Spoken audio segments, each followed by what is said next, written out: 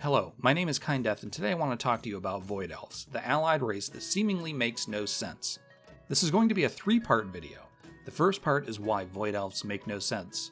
The second part is how the Void Elves might make sense, and the third and final part is how the Void Elf story holds the blueprint to future allied races. The Void Elf was actually something that didn't exist before, and we were like, let's do something new and cool, and that's how the Void Elf kind of came along. Blizzard, please explain to us why you've concocted a race out of, no pun intended, the Void.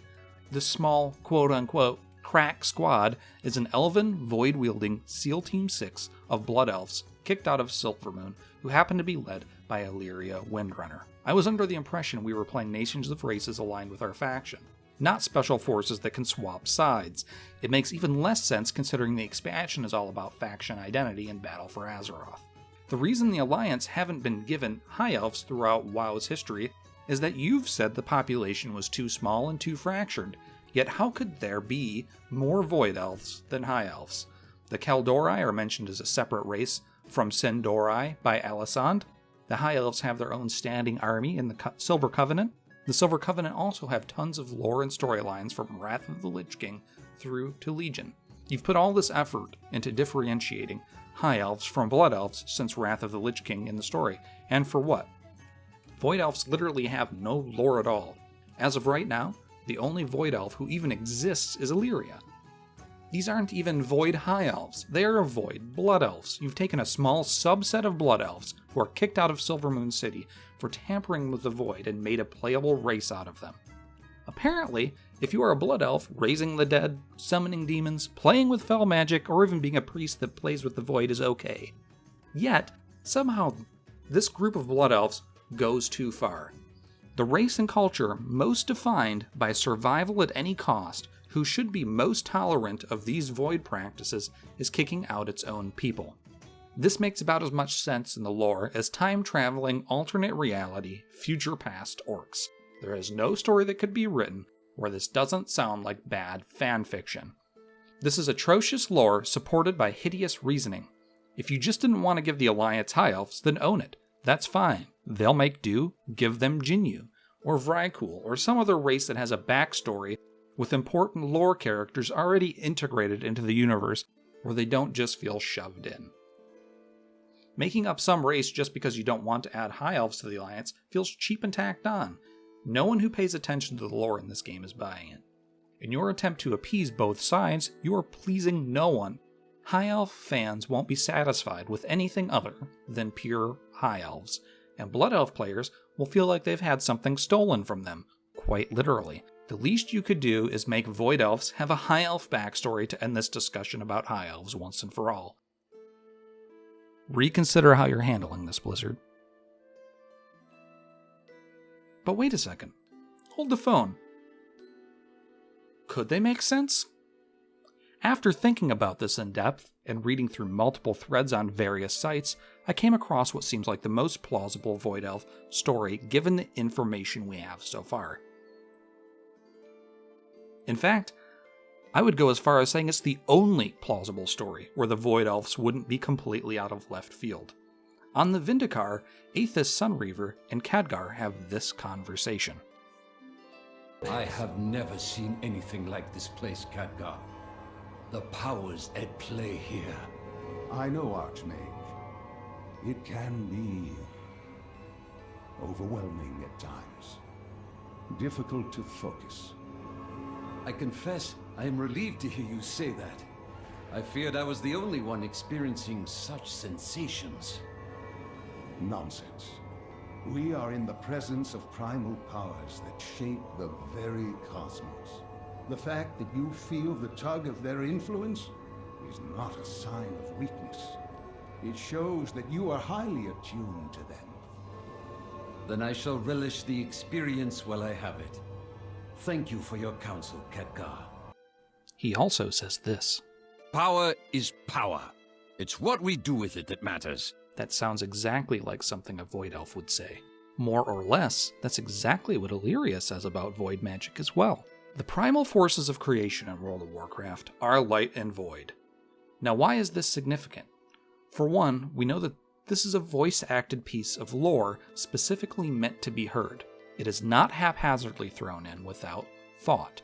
It currently has no bearing on anything else that has or will happen to our knowledge at this time. All of the other voice-acted lore in Legion has had some significance or is meant to lead to somewhere. Consider the other voice-acted pieces on the Vindicar. We see a conversation between Illyria Windrunner and Varisa foreshadowing the coming conflict in Battle for Azeroth in their conversation about Sylvanas. The proverbial drawing a line in the sand and picking sides. We also hear Silgrin talking to Liandrin about whether joining the Horde was beneficial for the Blood Elves, foreshadowing the Nightborn joining the Horde. Let's also consider Aethys Sunreaver's backstory. From the character's very inception, he has been at odds with Silvermoon, particularly Grand Magister Ramath. In Tides of War, as a member of the Council of Six, he votes to defend Theramore against Horde aggression, which aligns the Kirin Tor with the Alliance. In Mists of Pandaria, he also urges Lor'themar and Ramath to leave the Horde. He likens Garrosh's penchant for war to Kael'thas' Sunstrider. He believes that the Sindori would be forced to walk down that same path under Garrosh's leadership as they had Kael'thas's. Like Jaina, Aethys continued to take pride in the Kirin Tor's status as a place of learning and cooperation for Horde and Alliance magi alike. Ramath, however, did not share his enthusiasm and saw the Kirin Tor as an object of the Alliance. Later, we learn that Fanlir Silverthorn conjures a Sunreaver portal at Domination Point, which allows members of the Horde to circumvent Jaina's wards around Darnassus, and allows them to steal the Divine Bell. While it is not shown in-game, we know that Aethys Sunreaver scolds Horde adventurers for using Kirin Tor resources to support the Horde war effort. He decides to keep quiet, gambling that Jaina's wrath will be less than Garrosh's. We know from the Purge of Dalaran that that is not true. In the midst of the chaos at the Purge of Dalaran, we know that Ramath feared that this would happen and knew about it. He led a strike team into Dalaran to rescue Aethys and the Sunreavers. After fighting their way through the city, which is mostly under the Alliance control at this point, Ramath succeeds in freeing Aethys from the Citadel. Aethys returned to Quel'Thalas, where he informed Lor'themar and Haldoran of the situation and is present to witness Lor'themar's vow to take matters into his own hands. In the wake of the Purge, Aethys and the Sunreavers came to hold Garrosh just as responsible for their banishment from Dalaran as Jaina herself. Shortly thereafter, the Regent Lord Lor'themar orders Ramath to add the Sunreaver's strength to his own. The Sunreavers retreat to Silvermoon, and they still reside there in the lore as of Legion. They're not present in Dalaran. Could this be the aforementioned exiled group of Blood Elves from Silvermoon? No other Blood Elf faction currently resides in Silvermoon that makes any sense. Not the Magisters, not the Sun Fury, not the Reliquary, not the Blood Knights, or the Farstriders. All of these factions have loyalty first to Silvermoon. That is not true of the Sunreavers. Throughout Legion, Aethys struggled to rejoin the Kirin Tor, as seen through the Fire Mage questline, attempting to atone for his mistakes. His loyalties are first to the Kirin Tor, Dalaran, and the Sunreaver organization, more than any other faction, including the Horde or Silvermoon. If this theory proves to be true, not only would the Horde be losing Blood Elves to the Alliance, but they would be losing a major faction in the Sunreavers as well. If Void Elves aren't the Sunreavers, then we're looking at a lore atrocity on par with Warlords of Draenor. There are 3 unplayable races that many Warcraft 2 fans have wanted to see incorporated into WoW since day one: Forest Trolls, Ogres, and High Elves. However, at BlizzCon, Ian Hazacostas stated this. High Elves? Honestly, spoilers guys, Blood Elves are pretty much High Elves. Yeah. Void Elves are also pretty much another flavor of High Elves. Now this logic justifying Void Elves being playable also justifies why High Elves should be. If High Elves are just Blood Elves, then why do they continue to get their own story development via the Silver Covenant? If Void Elf and Blood Elves are just another quote-unquote flavor of High Elves, then what is keeping the High Elves from being a potential future allied race? In fact, I think the addition of Void Elves makes High Elves even more likely High Elves are the quintessential allied race. The Silver Covenant have been present in every expansion since Wrath of the Lich King, minus Warlords of Draenor. The Silver Covenant take part in the Argent Tournament and the Battered Hilt questline in Wrath of the Lich King. They aid Haldoran Brightwing and the Farstriders in the reintroduction of the Zolomon dungeon during Cataclysm. They are present in the Purge of Dalaran, and they are also present in the Kirin Tor offensive in Mist of Pandaria. They also are present in the Unseen Path in Legion, and are addressed as the Kaldori by Elisand in the Suramar cinematic, in contrast to the Sindori. If the Sunreavers are in fact the Void Elves who end up rejoining the Alliance, it's only a matter of time before the Silver Covenant and the High Elves make sense as an allied race. The very reason the Silver Covenant was created by Varisa Windrunner was to oppose the Sunreavers joining the Kirin Tor due to their alignment with the Horde and Silvermoon. If the Sunreavers join the Alliance, the purpose of the Silver Covenant ceases to exist as an organization in contradiction to them. That could mean that their story ends, as many have speculated that it is Varisa dying in the BlizzCon picture of Teldrassil burning. It should be noted, though, that Jaina is mentioned as a member and leader of the Silver Covenant, and that Varisa has twin sons in Giramar and Galadin. If the Silver Covenant does come to an end, what happens to the High Elves with the faction? If the Silver Covenant continues, its purpose has to evolve without the Sunreavers as an adversary. Something has to happen with their story. It is very unlikely that they just fade away given the amount of game time spent on their lore, and the fact that there are more High Elves in the game than just the Silver Covenant. It would almost certainly signify that Dalaran and the Kirin Tor would be rejoining the Alliance, as it did after the Purge of Dalaran, especially as we now know that Sylvanas was the aggressor for the war that starts Battle for Azeroth. Note that the Council of Six has 5 humans and 1 dragon. That dragon happens to be the lover of Jaina Proudmoore. Dalaran is currently heavily alliance-leaning, although currently neutral.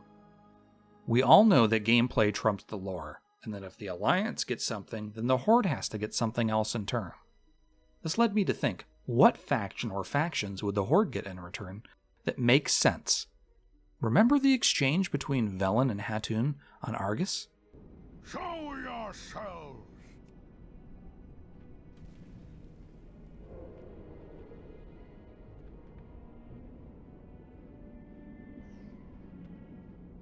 Velen, at long last you return to the home you abandoned. That voice. Hatun? How did you survive this hell for so long? We changed, just as Argus did. We endured. What choice did we have? I have no wish to fight you, Hatun. But I cannot allow your bitterness to impede our war against the Legion. You turned your back on your people, Prophet. Your world. Such betrayal should be answered with death. But your allies saved many of us from the Legion's grasp. Perhaps you have changed. The Earthen Ring is led by Thrall, and he is supposed to be one of the 4 major characters in this expansion. Thrall is a shaman. Hatun is a shaman. We know from the lore dating back to the Burning Crusade that the Draenei dislike and distrust the Broken because of their inability to commune with the light. Only Velen shows pity on them. This would almost certainly open up the Crowcool to be a playable Horde race, and it would make sense for Thrall to reach out to them, eventually bringing them into the Horde. The Crowcool even fit the Horde theme of survival at all costs. This doesn't mean Blizzard won't create something completely new out of the blue, but this is the only possible lore path that would make sense for Void Elves that could involve characters and factions already in the game. Any other possible Void Elf story would have to be pulled out of left field, introducing completely new characters, which is possible. This is Blizzard storytelling we're talking about. But I would hazard a guess that Blizzard has learned from the lore fiasco that was Warlords of Draenor. We can argue whether it's a good story or good lore for the Warcraft universe, but it would be a cohesive story that makes sense. If Blizzard were to reveal that Void Elves were in fact Sunreavers, at this point in time, it would unravel a lot of the story prematurely. The Void Elves are the only race that hasn't been seeded in the universe yet or expanded upon in detail. Not only would it reveal the Battle for Azeroth story prematurely, but it would also tip their hand on how they plan to expand into other allied races during this expansion, as they've hinted at BlizzCon. Potential allied races, such as the High Elves, the Crowcool, Ogres, or Forest Trolls, races who we have allied with, that hold promising lore possibilities that can advance the Horde and Alliance storylines, could be convinced to take sides in a world at war. More will be revealed in the 7.35 PTS patch soon through data mining. Until then, what are your thoughts? Could the Void Elves be the Sunreavers? Could Blizzard actually know what it's doing with its writing? Leave a comment below. Follow, like, and subscribe if you liked this video. This has been Kind Death. Have a good day.